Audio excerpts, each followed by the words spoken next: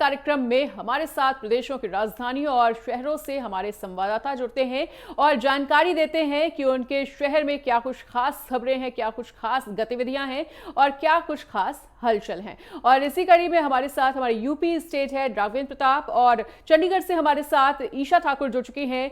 राघवेंद्र, सबसे पहले आपके पास आते हुए यूपी में अभी किस तरह की हलचल तेज है, क्या कुछ खास खबरें हैं, क्या कुछ खास जानकारियां दर्शकों के साथ साझा करना चाहेंगे? बिल्कुल मनीषा, अगर यूपी के सेगमेंट में बात करें तो यहाँ पे चूंकि कल ब्रह्मोस मिसाइल का उद्घाटन हुआ था, अब निर्माण कार्य यहीं पे होगा। हालांकि रक्षा मंत्री राजनाथ सिंह वर्चुअली जुड़े थे, सीएम योगी आदित्यनाथ उस कार्यक्रम में गए थे। उसके बाद मुख्यमंत्री गोरखपुर पहुंचे हुए। आज उन्होंने सुबह जनता दर्शन लगाया, वहाँ पे जनता की समस्याओं को सुना, उनके निस्तारण के लिए अधिकारियों को आदेश दिए। इसके साथ साथ गौवंशों की सेवा करते हुए मुख्यमंत्री देखे गए। और आज मुख्यमंत्री गोरखपुर में 2 परियोजनाओं का शिलान्यास भी करेंगे। वहाँ पे फैसिलिटीज से संबंधित एक बड़ी योजना की सौगात गोरखपुर वासियों को मिलने वाली है। इसके साथ वृद्धों के लिए एक तरह से वृद्धाश्रम कहा जाए या केयर सेंटर कहा जाए, एक बहुत बड़ा निर्माण कार्य का आज शिलान्यास उनके द्वारा किया जाएगा। तो कहा जा सकता है कि गोरखपुर वासियों को एक बड़ी सौगात मुख्यमंत्री योगी आदित्यनाथ द्वारा मिलनी है। उसके बाद मुख्यमंत्री योगी आदित्यनाथ कल बनारस चले जाएंगे, वहाँ बुद्ध पूर्णिमा कार्यक्रम में शामिल होंगे। इसके साथ संस्कृत विश्वविद्यालय और जो साकेत है वहाँ पे वो भ्रमण करेंगे और लॉ एंड ऑर्डर कानून व्यवस्था को लेकर एक बैठक करेंगे उच्चाधिकारियों से। वहीं लखनऊ की बात कर लें तो यहाँ पे गर्मी का सितम बहुत ज़्यादा बढ़ा हुआ है और ख़ास करके यहाँ का माहौल, यहाँ की चर्चा करें तो ऑपरेशन सिंदूर को लेकर चारों तरफ चर्चाएँ हैं और उसी की चर्चाएँ हो रही हैं कि अगला कदम डिफेंस का क्या होगा, हमारी जो सेना है उसका क्या होगा।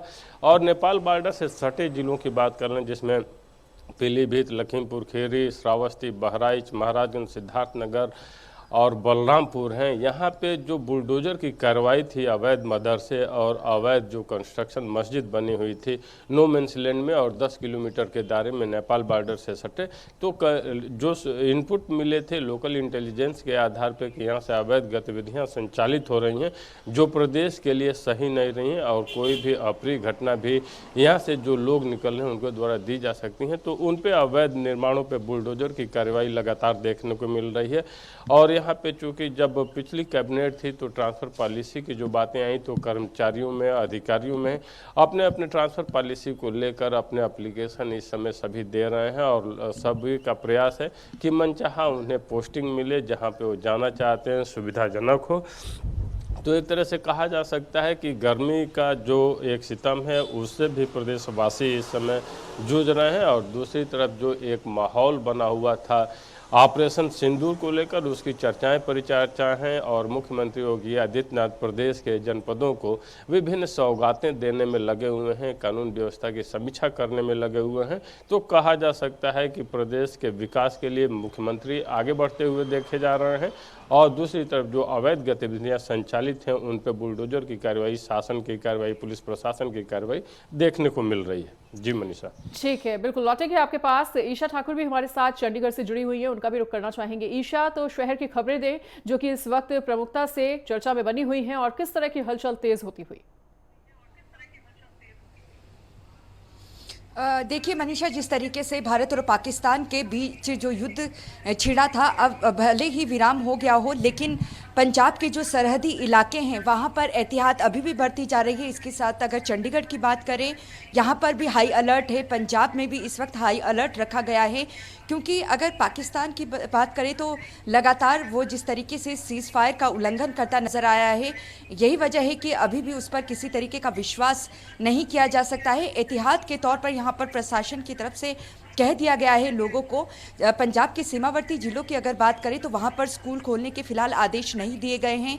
अमृतसर, पठानकोट, गुरदासपुर, फिरोजपुर, मोगा, होशियारपुर की अगर बात करें और फाजिलका की स्कूल वहाँ पर बंद रखने के फिलहाल आदेश दिए गए हैं। लेकिन लोगों को कहा गया है कि जो ब्लैकआउट है जब जारी होगा तो घरों के भीतर जाएं और जब तक प्रशासन ना कहे तो घरों से बाहर ना निकले। इसके अलावा जो दूसरे पंजाब के ज़िले हैं, एहतियात के तौर पे लोगों को कहा गया है कि भीड़ भाड़ वाली जगह से जाने से बचें लेकिन सतर्क रहें। ये प्रशासन और सरकार के आदेश हैं। इसी तरीके से चंडीगढ़ की बात करें तो अब धीरे धीरे जो स्थिति है वो सामान्य होती नज़र आ रही है। चंडीगढ़ में भी अब स्कूल खोलने के आदेश दे दिए गए हैं। कल आज बुद्ध पूर्णिमा है, तो ऐसे में कल से सभी स्कूल, सरकारी स्कूल जो है वो खोले जाएंगे। इसके अलावा यूनिवर्सिटी जो बंद की थी वो भी खोली जाएगी। लेकिन अगर हम बात करें सरकारी कर्मचारियों की और साथ ही साथ स्वास्थ्य संबंधी कर्मचारियों की, हरियाणा, पंजाब और चंडीगढ़ में उनकी जो छुट्टियां हैं फिलहाल उन्हें रद्द रखा गया है, क्योंकि अभी भी हाई अलर्ट पर देखिए पंजाब और चंडीगढ़ है, साथ में हरियाणा के जो सीमावर्ती ज़िले हैं जो पंजाब के साथ सटे हैं, राजस्थान के सटे हैं, वहाँ पर जिस तरीके से ड्रोन और मिसाइल से पाकिस्तान ने अटैक किया है, इसके चलते अभी भी हाई अलर्ट पर रखा गया है। ऐसे में लोगों से ये अपील की गई है कि डरने की ज़रूरत नहीं है, लेकिन सतर्क रहें, जागरूक रहें। सोशल मीडिया पे अगर किसी तरीके की अफवाह फैलाई जाती है तो उसके बारे में पुलिस को सूचना दे। धीरे धीरे जो स्थिति है वो कहीं ना कहीं पटरी पर उतरती हुई नजर आ रही है, लेकिन पंजाब के जो सीमावर्ती जिले हैं वहाँ पर स्थिति अभी भी पटरी पर नहीं उतरी है। लेकिन लोग जो है, जो भय का एक माहौल था कहीं ना कहीं सीमावर्ती जो जिले के जो गांव के इलाके हैं वहाँ पर, उनमें थोड़ी अभी स्थिति जो है कहीं ना कहीं नियंत्रण में नज़र आ रही है और लोग जो है इस भय से बाहर निकलते नज़र आ रहे हैं। जिस तरीके से भारत ने और भारतीय सेना ने मुंहतोड़ जवाब पाकिस्तान को दिया है, लेकिन अब नज़रें टिकी हैं कि जब 12 बजे ये बैठक होगी तो बैठक में जो DGMO की बैठक होने वाली है दोनों ही देशों की, उसमें सीज फायर को लेकर किन किन शर्तों पर बातचीत की जाती है, क्योंकि सबसे ज़्यादा नुकसान अगर किसी को पहुंचा है तो वो पंजाब है। पंजाब सीमावर्ती राज्य है और अंतर्राष्ट्रीय सीमा जिस तरीके से सबसे ज़्यादा 553 किलोमीटर की पाकिस्तान से सटी है, तो ऐसे में अब यहाँ पर पंजाब सरकार के साथ साथ भारतीय जनता पार्टी ने भी विशेष पैकेज की मांग की है। लोगों को बहुत ज़्यादा नुकसान यहाँ पर हुआ है, उनके घर टूटे हैं। हालांकि देखिए जो पाकिस्तान की तरफ से यहाँ पर रिहायशी इलाकों में अटैक करने की कोशिश की गई तो सभी जो ड्रोन हैं, जो मिसाइल हैं, उसे निष्क्रिय ध्वस्त कर दिया था भारतीय सेना ने। लेकिन जो हवा में ही जो ड्रोन ध्वस्त कर दिए गए थे वो जब ज़मीन पर गिरे हैं तो कहीं जगह रिहायशी इलाकों पर गिरे हैं और कहीं खेतों पर गिरे हैं, और जो नुकसान हुआ है लोगों का आर्थिक तौर पर, उसको लेकर अब मांग उठ पड़ी है कि पंजाब को एक विशेष पैकेज दिया जाए जिन लोगों का नुकसान हुआ है, ताकि उनकी भरपाई हो सके।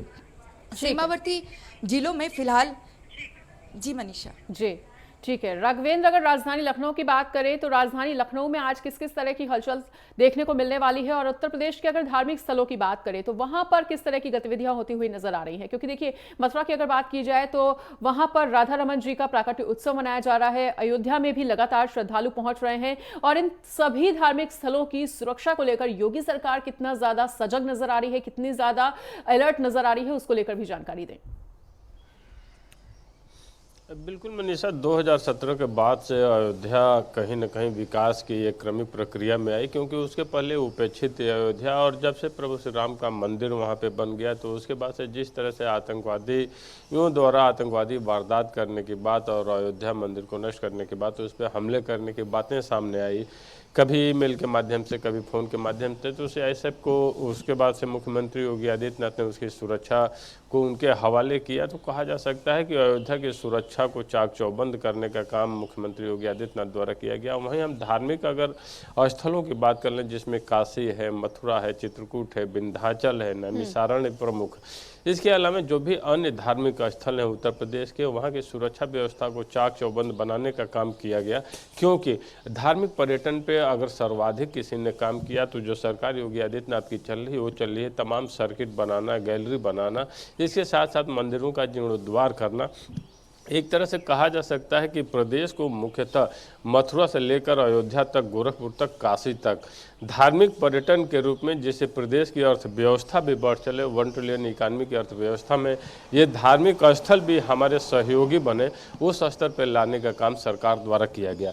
और इनकी सुरक्षा को लेकर CM योगी आदित्यनाथ कई बार पहले भी मीटिंग कर चुके हैं और स्पष्ट निर्देश भी जारी किया है कि इन स्थलों पर, धार्मिक स्थलों पर कहीं से कोई अप्रिय घटना न घटे, तो जितने भी धार्मिक स्थल हैं, हम चाहे चित्रकूट की बात कर लें या विंध्याचल की बात कर लें या फिर अयोध्या की कर लें, इन सारे धार्मिक स्थलों पे सुरक्षा पूरी तरह से चाक चौबंद है और सरकार पूरी तरह से प्रतिबद्ध है कि कहीं भी किसी भी नागरिक को आम दिनों में भी या कोई खास उत्सव पड़ता है, खास दिन पड़ता है, उसमें भी कहीं से कोई दिक्कत ना हो, क्योंकि बुद्ध पूर्णिमा और फिर बड़ा मंगल आने की वजह से भी मंदिरों में इन धार्मिक स्थलों पे बहुत जनसंख्या वृद्धि देखी जा रही है, भक्तों की लाइन लगी हुई है। तो कहा जा सकता है कि सुरक्षा व्यवस्था पूरी तरह से चाक चौबंद है। वहीं लखनऊ की हलचल की बात करें तो मुख्यमंत्री योगी आदित्यनाथ चूँकि बाहर हैं, आज गोरखपुर में हैं, फिर काशी पहुंचेंगे, आज रात्रि विश्राम उनका काशी में होगा, कल उनकी वापसी होगी। तो मुख्यमंत्री जब नहीं रहते हैं तो कोई उस तरह की हलचल देखने को नहीं मिलती है, लेकिन फिर भी लखनऊ में अमन शांति है और चारों तरफ ये कहा जा सकता है कि जो ऑपरेशन सिंदूर था उसी की चर्चाएं देखने को मिल रही हैं।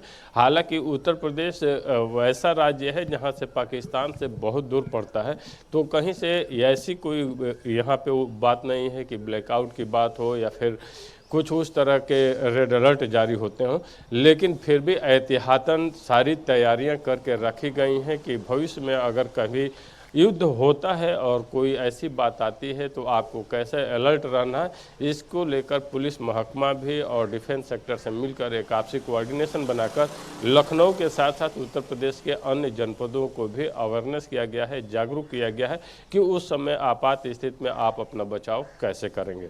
ठीक है, बिल्कुल ईशा, एक बार फिर से आपके पास लौटते हुए, ईशा देखिए, धार्मिक स्थलों की सुरक्षा को जानना इसलिए भी बेहद आवश्यक हो जाता है क्योंकि इस बार जो आतंकवादियों ने हमला किया था वो ना केवल हमारे देश पे, ना केवल हमारे सिविलियंस पर, बल्कि धर्म पर भी एक बहुत बड़ा हमला किया था। और इसीलिए हम बार बार ये पूछते हैं कि धार्मिक स्थलों की सुरक्षा इस वक्त किस तरह से की जा रही है। बिल्कुल, देखिए, धार्मिक जो स्थल है उनकी सुरक्षा पूरी तरीके से सुनिश्चित की गई है और आप इससे ही अंदाज़ा लगा सकते हैं कि पाकिस्तान कितने हद तक गुजरा है और कितनी शर्मनाक हरकत उसने की है कि गुरु नगरी अमृतसर की अगर बात करें तो वहाँ पर गोल्डन टेम्पल तक को उसने ड्रोन के जरिए अटैक करने की कोशिश की गई। इसके अलावा करतारपुर कॉरिडोर के पास जितने भी गुरुद्वारे हैं या फिर आप गुरदासपुर बटाला की बात करें, वहाँ पर गुरुद्वारों को भी अटैक करने की कोशिश ड्रोन और मिसाइल के माध्यम से पाकिस्तान ने की, लेकिन भारतीय सेना ने उनके सभी मंसूबों पर पानी फेर दिया। और जिस तरीके से पाकिस्तान नापाक हरकत लगातार करता जा रहा है, ऐसे में जो धार्मिक स्थल हैं उनकी सुरक्षा करना बहुत ज़्यादा यहाँ पर ज़रूरी हो गया है। और जो चाहे सैन्य अधिकारी हों या पुलिस हो, उनकी तरफ से सुरक्षा के कड़े इंतजाम किए गए और साथ ही साथ जो मंसूबे थे पाकिस्तान के उसे पूरे भी नहीं होने दिया। और गोल्डन टेम्पल में लगातार जिस तरीके से ड्रोन दागा है पाकिस्तान ने, उसकी जो मंशा थी उसे फिलहाल पूरा नहीं होने दिया गया है। जितने भी अगर बात करें धर्मस्थल हैं, चाहे गुरुद्वारे हैं, मस्जिद है, मंदिर है, सभी की सुरक्षा भारत में और पंजाब और चंडीगढ़ में यहाँ पर सुनिश्चित की गई है ताकि सभी धर्म के लोग एकजुट रहें, किसी को किसी तरीके का नुकसान नहीं हो। और जिस तरीके से झूठी खबरें फैलाने का काम भी पाकिस्तान की सरकारी एजेंसी, पाकिस्तान की सेना और पाकिस्तान की मीडिया ने किया और ये आरोप लगाए कि ननकाना साहिब, जो कि जहां पर श्री गुरु नानक देव जी का गुरुद्वारा है, जहां पर उन्होंने अपने दिन बिताए थे, और ये आरोप लगाया कि भारत ने ही वहां पर अटैक किया। तो उसके मंसूबे आप देख सकते हैं कि झूठी खबरें भी धर्म के आधार पर ताकि लोग यहां पर बटे उसको करने का काम यहां पर पाकिस्तान कर रहा है।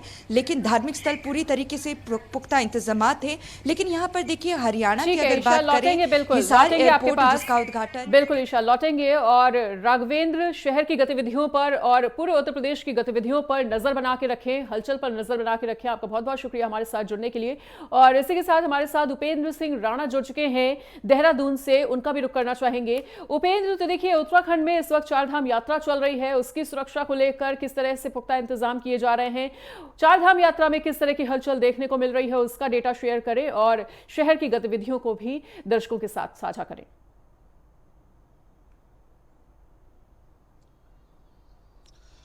देखिए, चारधाम यात्रा की अगर बात की जाए तो चारधाम यात्रा जो है जिस तरीके से जो है काफ़ी अच्छी जो है वो चल रही है। जिस तरीके से 4 लाख से ज़्यादा श्रद्धालुओं ने जो है चार धामों के दर्शन जो है वो कर दिए हैं।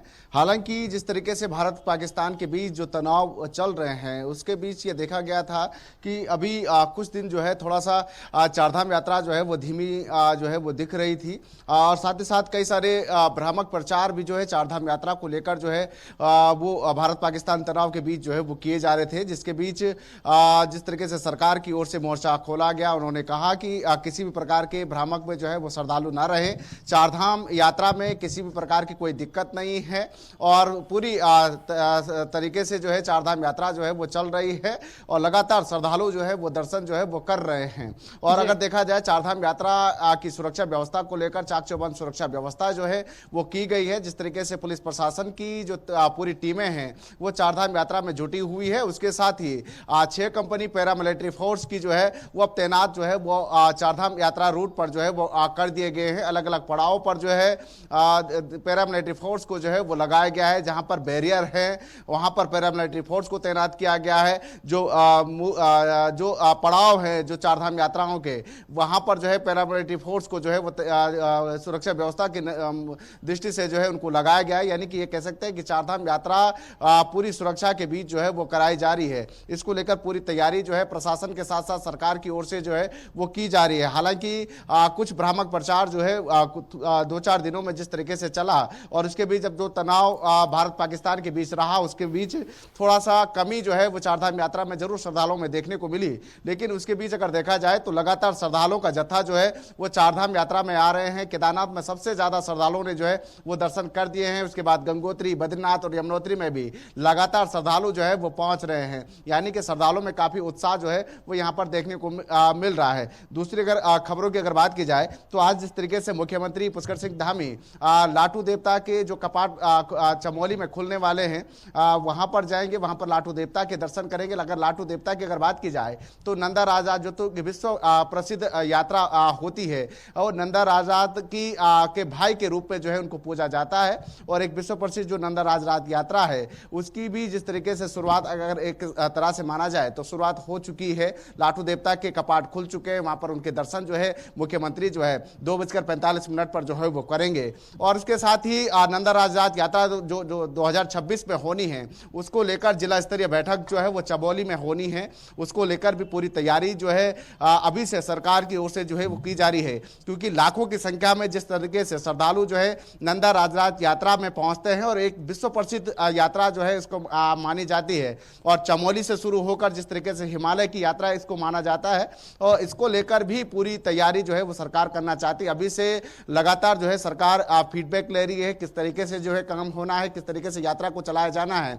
इन तमाम चीजों को लेकर जो है आज मुख्यमंत्री चमोली दौरा पर रहेंगे और वहां पर अगर देखा जाए तो वहां पर जो है नंदा राजरात यात्रा को लेकर जो है वो बैठक करेंगे।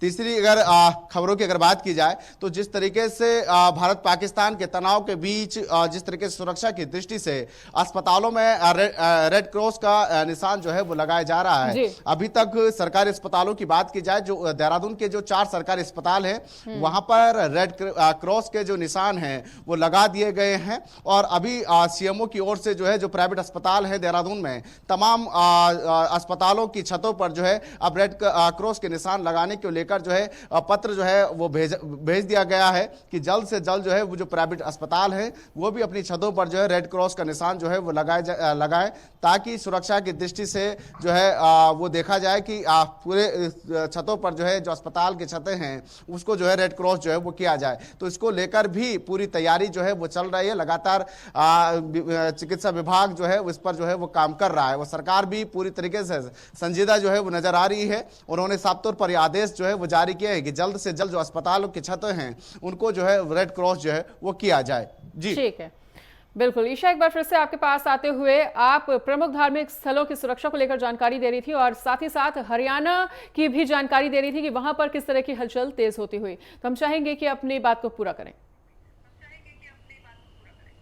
जी मनीषा, देखिए जिस तरीके से भारत और पाकिस्तान के बीच तनाव की स्थिति थी, करीब 4 दिन तक ये युद्ध चला है। इन सब के बीच अगर हम स्वास्थ्य कर्मचारियों की अगर बात करें या सरकारी कर्मचारी अधिकारियों की, उनकी छुट्टी फिलहाल रद्द मानी गई है और कहा गया है कि जो स्वास्थ्य कर्मचारी है या अधिकारी हैं, उनकी छुट्टी फिलहाल रद्द रहेगी एहतियात के तौर पर, क्योंकि किसी तरीके का जोखिम उठाना नहीं चाहता है भारत। और ऐसे में पंजाब के साथ देखिए हरियाणा भी सटा है और चंडीगढ़ भी, तो ऐसे में सभी जगह हाई अलर्ट यहाँ पर जारी है।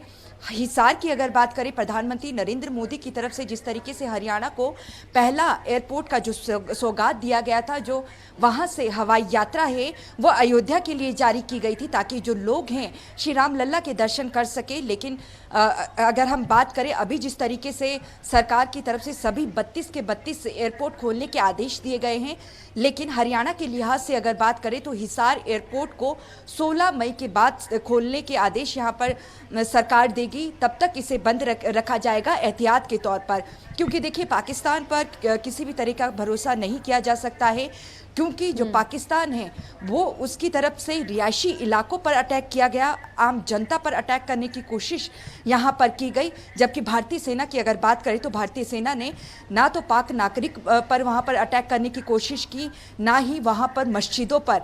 तो इससे अंदाज़ा लगा सकते हैं कि किस तरीके का नापाक इरादा मंसूबा है पाकिस्तान का, उसकी सेना का, कि वो धार्मिक स्थल को भी नहीं छोड़ रही है। जम्मू कश्मीर में शंभू मंदिर पर भी उन्होंने अटैक किया। इसके अलावा पंजाब की सीमाओं की बात करें तो जम्मू कश्मीर के बाद जो सबसे ज्यादा तनाव की स्थिति देश में देखने को मिली वो पंजाब और राजस्थान में ही देखने को मिली, क्योंकि वहां पर भी सीमावर्ती कई क्षेत्र हैं। ऐसे में भ्रामक खबरों का बाजार भी वहां पर काफी ज्यादा गर्म नजर आया। ऐसे में हर अफवाह से बचने की अपील की जा रही है प्रशासनिक स्तर पर, तो कैसे निगरानी की जा रही है और इन अफवाहों पर विराम लगाने के लिए किस तरह के कदम उठाए जा रहे हैं? बिल्कुल, देखिए मनीषा, जिस तरीके से पाकिस्तान की सेना, पाकिस्तान की सरकारी एजेंसी, पाकिस्तान की मीडिया लगातार भ्रामक जो खबरें हैं वो फैलाने की कोशिश में लगी हुई थी और लगातार ये सर्कुलेट किया जा रहा था कि उनकी तरफ से अगर चंडीगढ़ की बात करें, यहाँ पर जिस तरीके से आयुध भंडार है, भारतीय गोला बारूद जो भंडार चंडीगढ़ में मौजूद है, या चंडीगढ़ एयरफोर्स स्टेशन की अगर बात करें, उसे ये भी यहाँ तक ये फैलाया गया कि उसे उड़ा दिया गया है। जबकि भारतीय सेना की तरफ से प्रेस कॉन्फ्रेंस करके भी, तस्वीरें साझा करके भी जानकारी दी गई कि चंडीगढ़ में किसी तरीके का कोई नुकसान नहीं है। सिरसा एयरपोर्ट की अगर बात करें, ये जो भ्रामक खबरें हैं ये पाकिस्तान ने फैलाया कि वहाँ पर भी ध्वस्त कर दिया गया है सिरसा एयरपोर्ट को, जो एयरफोर्स स्टेशन है उसे, लेकिन ऐसा नहीं था। आदमपुर एयरपोर्ट की अगर बात करें, जो एयरफोर्स स्टेशन है जालंधर में, उसको लेकर ठीक है। हमारे साथ जुड़ने के लिए, तमाम जानकारी साझा करने के लिए आपका बहुत बहुत शुक्रिया ईशा। फिलहाल यहाँ पर रुकेंगे छोटे से ब्रेक के लिए। ब्रेक के बाद एक बार फिर से सभी का स्वागत है हमारे खास कार्यक्रम में, जिसमें हम हर राज्य और हर शहर की गतिविधियों की जानकारी देने का प्रयास कर रहे हैं। और इसी कड़ी में हमारे साथ श्रीनगर से अजहर हुसैन भी जुड़ चुके हैं और लगातार उपेंद्र सिंह राणा भी हमारे साथ देहरादून से बने हुए हैं। अजहर, आपके पास आते हुए अगर जम्मू कश्मीर के ताज़ा हालातों की बात करें तो फिलहाल अभी हलचल किस तरह की तेज होती हुई, क्योंकि देखिए युद्ध विराम के बाद आज DGMO स्तर की बातचीत होगी जिस पर सभी की निगाहें टिकी हुई हैं, लेकिन फिलहाल अभी किस तरह की गतिविधियां होती हुई नजर आ रही हैं जम्मू कश्मीर में? देखिए, पूरे जम्मू कश्मीर की बात करें, सबसे पहले हम LOC सेक्टर की बात करें। जिस तरीके से फौज ने भी ट्वीट करके बताया कि आज की जो रात थी बिल्कुल पुरसुकून वाली रात थी। आज काफी दिनों के बाद जो गन गरज की आवाज है वो नहीं सुनाई दी गई और LOC के क्षेत्र वाले इलाके, जितने भी सटीक वाले इलाके हैं जहां पे रिहायशी पजीर लोग हैं, उन्होंने आज की रात जो है पुरसुकून से वो गुजारी है। आपको बता दूं कि ऑपरेशन सिंदूर के स्टार्ट होने के बाद में ही श्रीनगर एयरपोर्ट और जम्मू एयरपोर्ट को बंद कर दिया गया था और तब तक जब तक कि नए जो ऑर्डर्स है वो फॉलो नहीं हो सकते हैं। अभी जो ये ऑर्डर है, ये सबसे बड़ी खबर है जम्मू कश्मीर से जो सामने आ रही है कि 14 मई तक जो है एयरपोर्ट बिल्कुल बंद है, जिसमें श्रीनगर एयरपोर्ट जो है वो बिल्कुल बंद रखा गया है, क्योंकि ऑपरेशन सिंदूर के पेश नजर और जिस तरीके से LOC पे गोलाबारी हो रही थी। और साथ ही साथ इसमें ये पेश रखते हैं आज की डेट में कि इससे इफेक्टेड जो है सबसे पहले जो हाजी साहिबान जिनको हज पे जाना था, वो भी लगातार उनकी परवाजें भी जो है बिल्कुल कैंसिल होती दिख रही है। हालांकि जो हज कमेटी के चेयरमैन है उन्होंने सेंटर के साथ ये मुद्दा उठाया है, लेकिन वहां से फिलहाल जो 14 मई तक कोई भी आशंका नहीं है कि एयरपोर्ट को फिलहाल खोल दिया जाएगा। एयरपोर्ट फिलहाल एयरफोर्स के लिए ओपन है और सिविल कोई भी फ्लाइट ना कोई आ सकता है और ना कोई इस समय जा सकता है। और दूसरी जानिब अगर हम NH-44 की बात करें, NH-44 जो है लगातार जो है कल रात जो मुसलसल बारिश हुई और रामबंद के मुकाम पे कई एक पसिया गिराने की वजह जो श्रीनगर जम्मू राजमार्ग है वो भी बिल्कुल यातायात के लिए बंद है। लेकिन यहां से नॉर्दर्न रेलवे की जानिब से एक बड़ी राहत सामने देखने को मिली। वो इस प्रकार से कि उन्होंने जो स्पेशल ट्रेन जो वंदे भारत ट्रेन है वो चला ली गई है, जो कि उधमपुर से जम्मू और जम्मू से फिर दिल्ली की तरफ रवाना होगी। वो आज शाम 3 बजे से चलेगी और लगातार ये स्पेशल जो ट्रेन है वो चलाएगी। और कल भी बीते दिन भी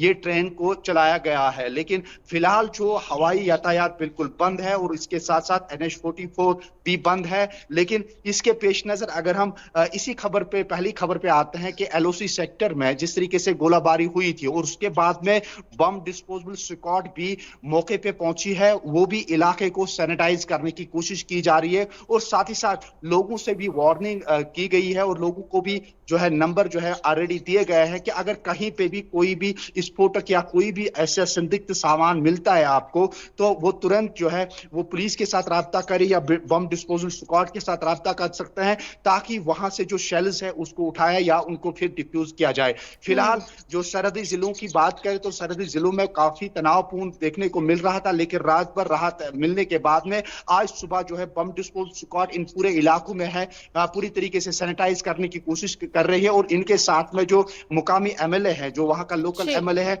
वो भी इनके साथ में है। जी ठीक है, लौटेंगे अजहर आपके पास। हमारे साथ उपेंद्र भी लगातार बने हुए हैं, हमारे सहयोगी। उपेंद्र, तो देखिए चार धाम यात्रा को लेकर चर्चा चल रही थी, फिलहाल अभी देहरादून में भी किस तरह की हलचल तेज होती हुई इसको भी लेकर जानकारी देंगे। और ये भी आपसे जानना चाहेंगे कि बीते दिनों भारत पाक तनाव के बीच जिस तरह से चार धाम यात्रा की शुरुआत हुई थी उसका क्या कुछ भी असर चार धाम यात्रा पर पड़ा, और चार धाम यात्रा पूरी तरह से सुरक्षित तरीके से आगे बढ़े और इसका संचालन सफल तरीके से हो सके, इसके लिए क्या कुछ अब खास एहतियातन कदम भी उठाए जा रहे हैं? देखिए, जब भारत पाक के बीच जो तनाव जिस तरीके से जो चल रहे थे, तो ऐसे में पूरे देश में जो है एक अलर्टनेस का माहौल जो है वो बना हुआ था। मॉक ड्रिल जो है जिस तरीके से की गई थी, देहरादून में भी इसका जो है जीता जागता उदाहरण जो है वो देखने को मिला। यहाँ पर भी बड़े स्तर पर जो है मॉक ड्रिल जो है 9 स्थानों पर जो है वो की गई। और इसके साथ साथ जब चारधाम यात्रा की शुरुआत क्योंकि 30 अप्रैल से हो चुकी थी, और ऐसे में चारधाम यात्रा में जिस तरीके से पूरे देश ही नहीं विश्व से भी जो है श्रद्धालु यहाँ पर पहुंचते हैं, तो ऐसे में जब भारत पाक के बीच जो तनाव हो रहे थे, ऐसे में जो पाकिस्तानी जो श्रद्धालु थे, यानी कि 72 ऐसे हिंदू श्रद्धालु थे जिनका रजिस्ट्रेशन चारधाम यात्रा को लेकर हुआ था, उनकी रजिस्ट्रेशन जो है वो निरस्त किया गया था। उसके साथ ही यहाँ से कई सारे जो पाकिस्तानी कपल्स थे उनको जो है वापस जो है वो भेजा गया था। और उसके साथ जब चारधाम यात्रा की जब शुरुआत हुई थी, तो ऐसे में कुछ दिन जो है काफी तनावपूर्ण रहा और ऐसे में काफी धीमी जो है वो चारधाम यात्रा रही। उसके बीच जो है जिस तरीके से सरकार की ओर से जो आह्वान किया गया था कि चारधाम यात्रा पूरी तरीके से सुरक्षित है, यहाँ पर किसी भी तरह से जो है माहौल ऐसा नहीं है कि जिससे जो है अफरा तफरी का माहौल हो या चारधाम यात्रा में किसी प्रकार की रुकावट जो है वो देखने को मिले। इसके तहत जो है पूरा भरोसा जो है वो सरकार की ओर से जो है वो दिया गया। हालांकि उसके बीच जो है एक भ्रामक खबरें भी जो है कई सारी चली कि चारधाम यात्रा को फिलहाल के लिए जो है वो रोक दी गई है, या हेली सेवा जिस तरीके से जो है वो केदारनाथ के लिए रोक दी गई है। इन तमाम सारी भ्रामक खबरों के बीच जो है जिस तरीके से सरकार आगे आए, प्रशासक जिस तरीके से आगे, उन्होंने साफ तौर पर कहा कि किसी भी तरह से जो है वो चारधाम यात्रा को नहीं रोका गया। चारधाम यात्रा जो है वो सुचारू रूप से जो है वो चल रही है। उसके बीच सुरक्षा व्यवस्था की अगर बात की जाए तो पुलिस प्रशासन ने जिस तरीके से सुरक्षा व्यवस्था चाक चौबंद जो है पहले से की गई थी, और उसके साथ ही 6 कंपनी पैरामिलिट्री फोर्स की जो है वो तैयार की गई थी। और अब जो है चारधाम यात्रा के हर एक पड़ाव पर जो है पैरामिलिट्री फोर्स को जो है वो लगाया गया है। चेकिंग जो है वो लगातार चल रही है। ऐसे में पूरी कह सकते हैं कि पूरी सुरक्षा के बीच जो है चारधाम यात्रा जो है वो चल रही है। और देखा जाए तो सबसे ज्यादा श्रद्धालु जिस तरीके से केदारनाथ में, उसके बाद बद्रीनाथ, गंगोत्री और यमुनोत्री में जो है वो श्रद्धालु जो है वो पहुंच रहे हैं। 4 लाख से ज्यादा श्रद्धालुओं ने जिस तरीके से जो है चारधाम यात्रा के दर्शन जो है वो कर चुके हैं। और मई के महीने में जिस तरीके से पूरी तमाम जो है हेली कंपनियां हैं उनकी बुकिंग जो है वो पूरी है। के तमाम श्रद्धालु जो है हेली के जरिए जो है केदारनाथ की यात्रा जो है वो कर रहे हैं। जी। दूसरी ओर अगर देखा जाए तो जिस तरीके से देहरादून में भी अलर्टनेस जो है वो किया गया था, ऐसे में जिस तरीके से हमने पहले भी बताया कि रेड क्रॉस के निशान जो है अस्पतालों में जो है वो किए जा रहे थे। सरकारी अस्पतालों में की छतों पर जो है रेड क्रॉस का निशान जो है वो लगा दिए गए हैं। अब जो प्राइवेट अस्पताल है, क्योंकि काफी संख्या में देहरादून में भी जिस तरीके से प्राइवेट अस्पताल है, काफी बड़े अस्पताल है, ऐसे में उनकी छतों पर भी रेड क्रॉस का निशान जो है वो बनाने को लेकर सीएमओ देहरादून की ओर से जो है जिस तरीके से पत्र जो है वो भेजा गया है, और जल्द ही प्राइवेट अस्पतालों की छतों में भी रेड क्रॉस का निशान जो है वो लगा दिया जाएगा। इसके लिए पूरी अलर्ट जो है, हालांकि पुलिस प्रशासन की पूरी टीमें जो है अलर्ट पे नजर आ रही हैं। देहरादून में लगातार जो है जब से भारत पाकिस्तान के बीच जो तनाव हुआ और पहलगाम में जिस तरीके से हमले हुए, उसके बाद से लगातार सत्यापन अभियान जो है वो चलाए जा रहे हैं। जो विशेष समुदाय के जो लोग हैं उनके यहाँ पर ज्यादातर खास तौर पर सजगता के साथ जो है पुलिस प्रशासन की टीमें जो है वो सत्यापन अभियान जो है वो चला रही है। तो यानी कि ये कह सकते हैं कि जिस तरीके से पूरी तनाव के बीच जो है पूरी प्रशासन की टीमें जो है वो अलर्ट पर है। खासतौर पर अगर विकास नगर क्षेत्र की अगर बात की जाए तो वहां पर जिस तरीके से एक मुस्लिम समुदाय के व्यक्ति के द्वारा सरकार को उत्तराखंड देश में जिस तरीके से भारत पाक के बीच जो तनाव चल रहा था, उसमें ये देखा गया था कि प्रधानमंत्री मोदी को झुकने का एक संदेश जो है वो दिया गया था और पाकिस्तान को ऊपर रखा गया था। उसकी एक पोस्ट जिस तरीके से वायरल की गई थी, उसको भी पुलिस ने जिस तरीके से पकड़ा है, उस पर भी कार्रवाई जो है वो की जा रही है। ठीक है उपेंद्र, तमाम जानकारी को साझा करने के लिए आपका बहुत बहुत शुक्रिया। और इस बीच दिल्ली से हमारे साथ हमारे वरिष्ठ संवाददाता राजकुमार चौधरी भी जुड़ चुके हैं ज्यादा जानकारी के लिए। राजकुमार, तो फिलहाल अभी देश की राजधानी दिल्ली में किस तरह की हलचल तेज होती हुई और किस तरह से बैठकों का दौर जारी है, और भारत पाक तनाव के बीच केंद्रीय नेतृत्व का किस तरह से बढ़ता कदम? देखिए मनीषा, निश्चित तौर पे जिस तरीके से पिछले 4-5 दिनों का जो हालात और परिस्थितियां रही पाकिस्तान के साथ, जिस तरीके के रिश्ते रहे तनावपूर्ण, उन रिश्तों पर कहीं ना कहीं बर्फ जमती हुई कहीं ना कहीं दिख रही है। 12 बजे के आसपास एक बहुत उच्च स्तरीय मिलिट्री की जो बैठक है वो होनी है दोनों तरफ से, पाकिस्तान की तरफ से वहाँ के डीजीएमओ और हिंदुस्तान की तरफ से यहाँ के डीजीएमओ दोनों हॉटलाइन पर बात करेंगे। रक्षा मंत्रालय में इस बैठक को लेकर तमाम तैयारियां पूरी कर ली गई हैं। देश के सामने कल जिस तरीके से सेना की तरफ से बिल्कुल क्लियर किया गया कि किस तरीके से ऑपरेशन सिंदूर अभी जारी है, और ऑपरेशन सिंदूर को जारी रखने के पीछे सरकार का सीधे सीधे मकसद ये है कि जहां भी आतंकवादी घटनाएं होंगी निश्चित तौर पर उसको युद्ध माना जाएगा और युद्ध की तरह ही उस पर कार्रवाई की जाएगी। ये जो बैठकें हैं, ये जो आज बैठक होनी है, इस बैठक को बहुत महत्वपूर्ण इसलिए भी लिया जा रहा है क्योंकि पूरी दुनिया जो है इस समय दोनों देशों की तरफ टकटकी लगा के देख रही है। लेकिन हिंदुस्तान ने इसमें जो आतंकवादियों के जो 9 लॉन्चिंग पैड जो है वो ध्वस्त किए हैं, उसके बाद स्पष्ट हिंदुस्तान की तरफ से हो गया है, कल बिल्कुल स्पष्ट कर दिया है कि ऑपरेशन सिंदूर अभी जारी है।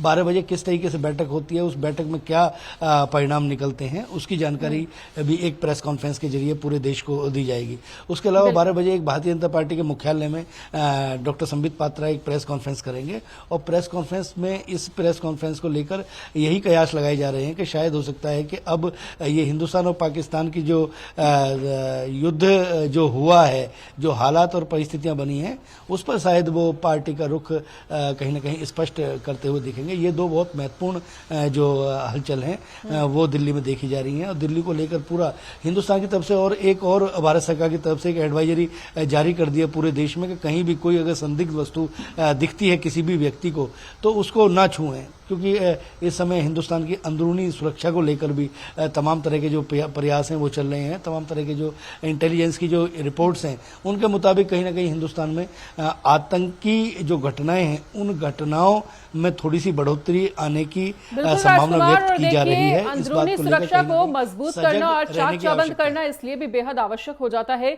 क्योंकि देखिए जो पाकिस्तान है उसका चेहरा पूरी दुनिया के आगे बेनकाब हो चुका है। एक तरफ वो डीजीएमओ के द्वारा फोन कराते हैं और युद्ध विराम की घोषणा करते हैं और दूसरी ही तरफ कुछ ही घंटों के बाद युद्ध विराम का एक बार फिर से खंडन कर देते हैं, सीजफायर का उल्लंघन करते हैं। तो भरोसा नहीं किया जा सकता है इस डीजीएमओ स्तर की बातचीत के बाद भी। देखिए मनीषा, स्वाभाविक तौर पर एक व्यवस्था बनी हुई है और उस व्यवस्था को मुझे लगता है कि शायद दोनों तरफ से जिम्मेदार जो लोग हैं उन्होंने समझा है और समझ के सारी तमाम चीज़ों को लेकर, क्योंकि कहीं भी युद्ध जो है वो उसका समाधान नहीं है और एक संवाद के जरिए कुछ चीज़ों को हल करने का प्रयास किया। लेकिन हिंदुस्तान ने जिस तरीके से इस पूरे मसले में अपनी स्थिति स्पष्ट की कि आतंकवाद के सामने किसी भी तरीके से झुका नहीं जाएगा, पूरी दुनिया ने इसको माना, पूरी दुनिया ने इसका लोहा माना और आने वाले दिनों में इसके दूरगामी परिणाम बहुत बेहतर दिखेंगे और हिंदुस्तान कहीं ना कहीं एक आतंकवाद के खिलाफ उभरती हुई शक्ति जो है वो बन के दिखा है और पाकिस्तान इसमें पूरी तरीके से बेनकाब हुआ है। जिस तरीके से आतंकवादी जो ठिकाने थे उन पर जिस तरीके से कार्रवाई की गई और सेना की तरफ से स्पष्ट किया गया कि हमने जो कार्रवाई की है वो आतंकवादी घटनाओं को बढ़ावा देने वाले आतंकवादी संगठनों के जो मुख्यालय हैं उन पर ये कार्रवाई की है। लेकिन उसके बावजूद भी अगर पाकिस्तान की सेना ने उनके पक्ष में आते हुए अपना रुख स्पष्ट किया तो ये पूरी दुनिया ने देखा है। और अगर बात करें तो 75 सालों से पाकिस्तान की क्या स्थिति है ये पूरी दुनिया जानती है। लेकिन हिंदुस्तान एक उभरता हुआ देश है और शायद ऐसी स्थिति में सरकार ने ये निर्णय लिया है कि हमें बिल्कुल युद्ध की तरफ नहीं जाना है, लेकिन अगर आवश्यकता होगी तो हमें पीछे भी नहीं हटना, हम आतंकवाद को युद्ध मानेंगे। ये तमाम जो स्थिति स्पष्ट है तो बिल्कुल इसमें कहीं कोई दो राय नहीं है। और एक महाशक्ति की तरह जिस तरीके से हिंदुस्तान का इस पूरे मामले में एटीट्यूड रहा है उसमें सेना को जो है वो सलाम किए जाने की आवश्यकता है और सेना का जो मनोबल है वो निश्चित तौर पर बढ़ा है। इसमें देखा कि चंडीगढ़ में जिस तरीके से युवा निकले सड़कों पर कि बिल्कुल देश के लिए, तो हिंदुस्तान में 140 करोड़ की आबादी का जो देश है, लेकिन फिर वही बात आती है कि अंदरूनी सुरक्षा की व्यवस्था को बनाए रखना प्रत्येक नागरिक की जिम्मेदारी है। अगर कहीं भी किसी तरीके की कोई संदिग्ध परिस्थिति में कोई वस्तु दिखती है तो वो निश्चित तौर पर स्थानीय प्रशासन को इसकी सूचना दे और इसमें सहयोगी बने। ठीक है अजहर, एक बार फिर से आपके पास आते हुए, अजहर देखिए अभी थोड़ी देर पहले ये चर्चा चल रही थी कि इस बार जो आतंकियों ने निशाना बनाने की कोशिश की है वो ना केवल सिविलियंस को, ना केवल हमारे देश को, बल्कि उन्होंने इस बार धर्म पर भी हमला बोला है। तो धार्मिक स्थलों की सुरक्षा को लेकर भी हम लगातार सवाल पूछ रहे हैं। ऐसे में भ्रामक खबरों का बाजार भी लगातार गर्म है। एक सूत्रों के हवाले से यह भी जानकारी मिली थी कि आतंकियों ने जम्मू कश्मीर के कटरा के वैष्णो देवी मंदिर को भी अपना निशाना बनाने की कोशिश की। अगर ये मात्र अफवाह है तो इसका खंडन कीजिए, ये भ्रामक खबर है तो इसका खंडन कीजिए, और अगर इस खबर में 1% की भी सच्चाई है तो इसको लेकर डिटेल्ड जानकारी साझा करिए। देखिए, सबसे पहले जो आतंक का कोई मजहब नहीं होता है, चाहे हम कोई भी इज्म उठाए, चाहे बुद्धिज्म, सिखिज्म, हिंदुइज्म या मुस्लिम, कोई भी इज्म उठाए तो उसमें स्पष्ट तौर पर लिखा है कि किसी भी मजहब में जो है मारने की बात कहीं पे नहीं है। अलबत्ता जो किसी एक जो कोई एक समुदाय है, यानी आतंकी के जो समुदाय है, इनका कोई मजहब नहीं है। ये मजहब के आड़ में कभी हिंदू बन के, कभी मुस्लिम बन के, कभी बुद्ध बन के, कभी सिख बन के, ये उस आड़ में कुछ भी कर सकते। ये भेड़िया है, भेड़िया का कोई रूप नहीं होता है। वो भेड़िया कभी भी किसी भी शक्ल में आ सकता है। उसका एक ही मकसद है, शिकार, आतंक फैलाना, और इस आतंक का कोई मजहब नहीं है। रहा सवाल माता वैष्णो देवी का, उसमें श्रद्धा है, न कि कश्मीरी पंडित या हिंदू, बल्कि मुस्लिमों का उसमें सबसे ज्यादा श्रद्धा रहता है माता वैष्णो देवी मंदिर का। अगर हम पहलगाम की बात करें तो पहलगाम में जितने भी श्रद्धालु आते हैं उनके स्टार्ट से लेके एंड तक वहां पे मुस्लिम रहते हैं, चाहे वो घोड़ेबान हो, चाहे जो भी वहां पे संस्था काम करते हैं, उनके वेलकम के लिए पानी से लेके खाने तक वहां पे मुस्लिम लोग वो वेलकम करते हैं। हम देख रहे हैं ग्राउंड जीरो पे रिसेंटली जब यहाँ पे महाशिवरात्रि चल रही थी, जब यहाँ पे बड़े बड़े आयोजन होते थे, चाहे सिखिज्म का होता था, चाहे यहाँ पे गुरु गोविंद जी की जो जयंती थी, उसमें सबसे ज्यादा जो है मुस्लिम जो भाई है वो हिस्सा लेते हैं। या हिंदुइज्म का कोई भी बड़ा त्योहार होता है, कीर्तन होता है, या जो वहां पे तो मुस्लिम दिखते हैं। तो मुस्लिमों और इसमें कोई मजहब नहीं है। ये बात मैं स्पष्ट कर दूं कि आतंकी चाहे वो पाकिस्तान में, चाहे किसी भी कोने में, दुनिया के कोने में रहे, उसका कहीं पे कोई मजहब नहीं है। और दूसरी बात, जो भी खबर सामने आती है जिसमें सबसे पहले मजहब को पूछ के मारा जाता है, ये समझ लो ये मजहब को बदनाम करने की कोशिश यहाँ पे की जा रही है। और जो भी इसके सपोर्ट में है, सबसे पहले आतंकी वही है, सबसे पहले एक्शन उनके खिलाफ होनी चाहिए। रहा सवाल यहाँ के एजेंसियों का, कल एक तरफ से जहां ऑपरेशन सिंदूर अभी चल ही रहा है, जहां पे अभी बॉर्डर्स पे अभी भी तनाव बना हुआ है, लेकिन यहां से स्टेट इन्वेस्टिगेशन एजेंसी ने ताबड़तोड़ हमले किए, जिसमें तकरीबन 10 लोकेशन पे उन्होंने जो है दबिश डाली, और तकरीबन काफी सारे जो फोन्स है, काफी सारे जो इलेक्ट्रॉनिक लैपटॉप्स है, उनके हाथ लगे हैं। और कहीं ना कहीं खंगाला जा रहा है जो OGW यानी जो अंडरग्राउंड वर्कर है, जो खतरनाक आतंकी है, जो पर्दे के पीछे जो काम करते हैं, जो सपोर्टर करते हैं, उनके खिलाफ कड़ी से कड़ी सजा मिलनी चाहिए, और करते भी है और एक्शन भी करते हैं। और जहां तक इन धार्मिक स्थल की बात है, वहां पे हर लोगों की श्रद्धा है। हम अगर राजस्थान चले जाएंगे, हम अगर जहां पे भी बड़ी बड़ी जियारतें हैं, सबसे पहले वहां पे हमारे हिंदू भाई आते हैं, बाद में मुस्लिम आते हैं। अगर कोई भी वहां पे कोई भी काम करना होता है, हिंदू आते हैं, उसमें हिंदू काम करते हैं। या यहाँ पे मुस्लिमों को जितने भी बड़े बड़े स्थल है, सुरक्षा को लेकर ही हमने आपसे जानकारी लेना चाहे अजहर, कि क्या पूरी तरह से सुरक्षित हैं, कि क्या ये जो भ्रामक खबर फैल रही थी, एक अफवाह फैल रही थी कि जम्मू कश्मीर के कटरा में जो स्थित वैष्णो देवी मंदिर है, उसे भी निशाना बनाने की कोशिश की है, इस भ्रामक खबर में कितनी सच्चाई है, इसका किस तरह से खंडन करते हैं? ऐसी कोई खबर नहीं आई है, ऐसी कोई अभी तक कोई खबर नहीं आई है, ना इसमें कोई आधारित तौर पे कोई पुष्टि आई है। तो ये बात जरूरी है, जिस तरीके से हम लगातार डे फर्स्ट से जब से ये ऑपरेशन सिंधु स्टार्ट हुआ है, नेटवर्क 10 की टीम और लगातार ग्राउंड जीरो पे, और साथ ही साथ न कि स्टेडियो से बल्कि हर एक ग्राउंड जीरो से हम यही लोगों को कहते हैं कि आप जो है अफवाह पे यकीन ना करें, बल्कि जो भी पर्टिकुलरली जो सोशल मीडिया न्यूज़ हैं उन पे यकीन ना करें। हाँ, ये बात जरूरी है कि पाकिस्तान अपने जो इरादे हैं, उसके इरादे नेक नहीं है, उस पे भी यकीन नहीं करना चाहिए, कि जब तक कि वो स्पष्ट तरीके से क्लियर नहीं हो पाता है। लेकिन इसके आड़ में कितनी जाने चली जाते हैं, चाहे वो मुस्लिम हो हिंदू हो, गोली के सामने कोई हिंदू और मुस्लिम नहीं होता है। अगर हम देखेंगे बॉर्डर क्षेत्र एरिया में कितने लोगों की जाने चली गई, जो पाकिस्तान की ओर से गोलाबारी हुई है, जिसमें महिलाएं, औरत, या रिसेंटली पहलगाम में कितनी मौतें हुई है, ये भी हमारे पास एक सबूत है। तो इससे साफ स्पष्ट ये होता है कि कहीं पे कोई मजहब। तो देखिए, नेटवर्क 10 की पड़ताल में ये स्पष्ट हो चुका है कि जम्मू कश्मीर के वैष्णो देवी मंदिर में किसी भी तरह का कोई निशाना आतंकियों ने नहीं बनाया है। उसे पूरी तरीके से सुरक्षित हमेशा की ही तरह वो यात्रा चल रही है, और जो यात्री हैं उनकी सुरक्षा पर भी विशेष ध्यान वहां पर दिया जा रहा है। और इन तमाम अफवाहों का खंडन देखिए हमारे सहयोगी ने भी किया है। एक बार फिर से राजकुमार आपके पास आते हुए, राजकुमार, तो देखिए भ्रामक खबरों का जो बाजार है वो लगातार इन दिनों गर्म देखने को मिला, और ऐसे में जो मीडिया की खबरें हैं उनकी विश्वसनीयता में भी लगातार सवाल खड़े हुए। ऐसे में खबरें पूरी तरीके से सटीक हमारा चैनल प्रसारित कर रहा है, इसको लेकर भी हम पूरी तरीके से आश्वस्त हैं। और अगर राजधानी दिल्ली की हलचल की बात करें तो देखिए, क्या आपको लगता है कि DGMO स्तर की जो आज बातचीत होने वाली है, उसके बाद जो आपने एक बात कही थी कि जो माहौल गर्म है उसकी में एक बर्फ की परत जरूर लगने लगी है, तो क्या आपको लगता है कि जो माहौल है वो पूरी तरीके से ठंडा हो सकता है और सब कुछ जो सुरक्षा व्यवस्था है वो चाक चौबंद बनी रहेगी अभी? देखिए मनीषा, भविष्य में क्या होगा इसकी तो मेरे ख्याल से भविष्यवाणी करनी जो है वो मुनासिब नहीं होगी और ना ही करनी चाहिए। लेकिन पिछले 24 घंटे की अगर स्थिति को देखा जाए, जिस तरीके से पहल की गई पाकिस्तान की तरफ से, निश्चित तौर पे इसकी जो तारीफ है वो होनी चाहिए, क्योंकि आधा गिलास अगर खाली है और आधा गिलास भरा हुआ है तो दोनों को मेरे ख्याल से देखना चाहिए। लेकिन क्योंकि इतने महत्वपूर्ण लेवल पर जब बैठकें होती हैं, क्योंकि हमारे जो सेना के अधिकारी हैं उन्होंने कल बहुत महत्वपूर्ण बैठक करके और तमाम राजकुमार, जैसा कि आपने कहा कि तारीफ के काबिल है, तो देखिए तारीफ तो तब होनी चाहिए ना जब धूर्त अपनी धूर्तता को छोड़ दे, क्योंकि पाकिस्तान का जो बेनकाब चेहरा है उसे सभी देख चुके हैं। तो DGMO स्तर की जो बातचीत होने जा रही है आज, उस पर तो सभी की निगाहें टिकी हुई हैं, लेकिन फिर भी ये कहा जा सकता है कि भरोसा बिल्कुल नहीं किया जा सकता।